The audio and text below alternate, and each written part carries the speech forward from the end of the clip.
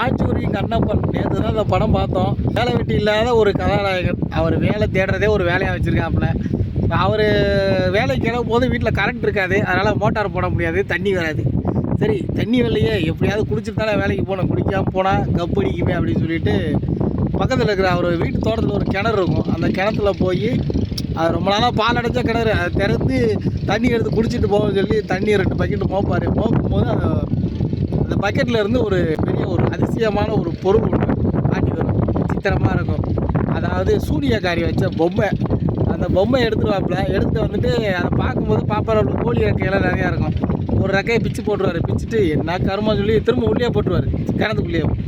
போட்டதுக்கப்புறம் மறுபடியும் நைட்டு வந்து படுப்பார். ராத்திரி அந்த அவர் பிச்சு போட்ட பொம்மையிலேருந்து ஒரு ரெக்கையை பிச்சார்ல, அதன் மூலிமா ஒரு கனவு வரும். அந்த கனவுனால ஒரு வீட்டுக்குள்ளே போய் மாட்டிப்பார். அது ஒரு பேய் வீடு. அந்த பேய் வீட்டுக்கு போய் மாட்டிட்டு ரொம்ப அவஸ்தைப்படுவாப்புல. அதுலேருந்து எப்படி தப்பிக்கிறதுன்னு சொல்லிட்டு எந்திரிச்சா தப்பிச்சிடலாம். ஸோ அங்கே போய் மாட்டிக்கிறவாரு. கொஞ்ச நேரம் கழிச்சு ஏதோ அடித்து பிடிச்சி கச்சு மூச்செல்லாம் வாங்கி தப்பிச்சிடுவார். தப்பிச்சதுக்கப்புறம் திரும்ப சரி என்ன இந்த மாதிரி ஆகுது சொல்லி மனோதத்துவ டாக்டர் ஒருத்தர் இருப்பார். அவர்கிட்ட போய் கேட்பார். நாசர் தான் அவர். நாசர்கிட்ட சொன்னதும் நாசர் வந்து அதை பற்றின ஒரு சில டீட்டெயிலெலாம் கொடுப்பாரு. இந்த மாதிரிலாம் இருக்குதுப்பா, இதெல்லாம் செய்யக்கூடாது அப்படின்னு சொல்லி. ஸோ அடுத்த நாளும் அதே மாதிரி கனவு வரும்போது ரொம்ப பயமாயிடும். மறுபடியும் போய் நாசரையை பார்ப்பார். அவர் சொல்லுவார், இது வந்து சாதாரண விஷயம் கிடையாது, இது வந்து ஏற்கனவே இதை பற்றி நான் படிச்சிருக்கிறேன். இந்த மாதிரி நீ ஒரு இதுக்குள்ள சுச்சுவேஷனில் மாட்டிக்கிட்ட அப்படின்னா அதுலேருந்து வெளியே நீ வர்றதுக்கு ரொம்ப கஷ்டப்படணும். இன்னொரு விஷயம் என்னென்னா, அந்த கனவுல போய் நீ செத்துட்டேன்னா நிஜத்துலேயே நீ செத்துருவேன் அப்படின்னு சொல்லிடுவார். அதனால் நம்மளால் அரண்டு போய் என்ன பண்ணுவார், அந்த கண்டுபிடிச்ச சூனியக்கார பொம்மையை பீரோவில் வச்சு கூட்டிகிட்டு போயிடுவாப்புல. திரும்பி வந்து பார்த்தா அப்படின்னா அப்புறம் வீட்டில் இருக்க அம்மா சரண்யா தான் அவங்க அம்மா, அப்புறம் VTV கணேஷ், அப்புறம் கூட ஒருத்தர் இருப்பார் மாமா, இவங்க எல்லாருமே அதை வந்து அந்த ரெக்கையை பிச்சு காது உடச்சிக்கிருப்பாங்க. செம்ம சீனாக இருந்தது. அப்புறம் இதால் அடிச்சுக்கிறாரு, ஏன்டா அப்படி பண்ணீங்க, நானே ஒழிச்சு வச்சுருக்கேன், மாட்டிட்டு தவிக்கிறேன், நீங்களும் ஏன்டா அப்படி சரின்னு சொல்லியிருப்பாரு. அப்புறம் அதெல்லாம் எடுத்து வச்சுட்டு சொல்லுவாப்புல, இந்த மாதிரி இது வந்து ஒரு சூனியக்காரி மந்திர பொம்மை, இதை எடுத்திங்கன்னா பேய் வந்துடும், நானே ஏற்கனவே அதில் மாட்டிட்டு தவிக்கிட்டு இருக்கேன், உங்களுக்கு சொல்லணும் அப்படின்னு நினச்சி அது கூட நீங்கள் இப்படி ஒரு வேலையை பார்த்துட்டீங்க. என்ன செய்யலைன்னா தூங்காமல் இருக்கணும், தூங்குனீங்கன்னா பேய் வந்துடும் அப்படிவாரு. இதெல்லாம் ஒரு நம்புறதா, போய் சுந்தர்சிட்ட போய் கதை சொல்லு, அவர் நல்லா படம் எடுப்பார் அப்படின்றாங்க. சரி நம்ப மாட்டாங்க. உடனே அவர் மாமனை படுக்க வச்சியோ கொஞ்ச நேரம் தூங்கு மாமான்னு சொல்லுவார். தூங்குறதே மாமன் அப்படியே அந்த வீட்டுக்குள்ளே போய் மாட்டிக்கிடுவார். அப்புறம் தான் நம்புவாங்க இவர் சொல்கிறத. சரின்னு சொல்லிட்டு மறுபடியும் இவர் சொல்லுவாப்பில் இந்த மாதிரிலாம் இருக்குன்னு சொல்லிட்டு சர்ச் பண்ணுவாங்க. சரண்யா வேணாம் எல்லாம் பயங்கரமான ஒரு ஆக்டிங் நல்லா இருக்கும்.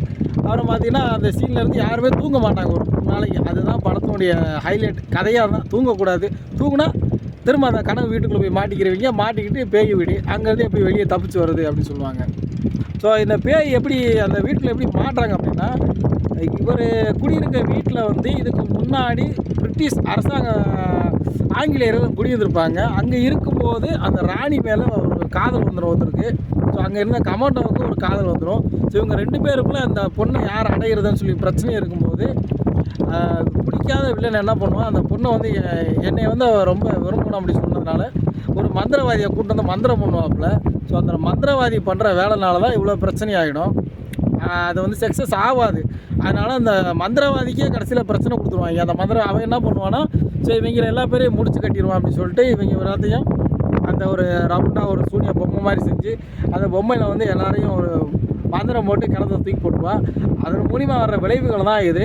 ஆனால் இந்த படத்தில் வந்து சதீஷ் வந்து செகண்ட் படம் இது வந்து நல்ல ஒரு நார்மலான ஒரு கேரக்டர், ரொம்பவே ஹீரோயிசம் இல்லாமல் ஒரு கேரக்டர் பண்ணியிருக்காப்புல. அப்புறம் பார்த்தீங்கன்னா சரண்யாவை முதல் முறையாக ஒரு பேய் படத்தில் நடித்த மாதிரி ஒரு ஃபீலிங். நல்லா யதார்த்தமாக நடிப்பான். அவர் பெருசாக யதார்த்தமான நடிப்பான். VTV கணேஷ் அவர் தான் காமெடியாக ஃபன் பாய் படம் ஓகே எதிர்பார்க்கலாம். பட் ஆனால் எதுக்காக பார்க்கலாம், இந்த பேயோடைய லவ் ஸ்டோரி ஒன்று இருக்கும். ஸோ அதுக்காக படம் பார்க்கலாம். படத்தில் ஹீரோனின்னு பெருசாக ஹீரோனியே இல்லை படத்தில்.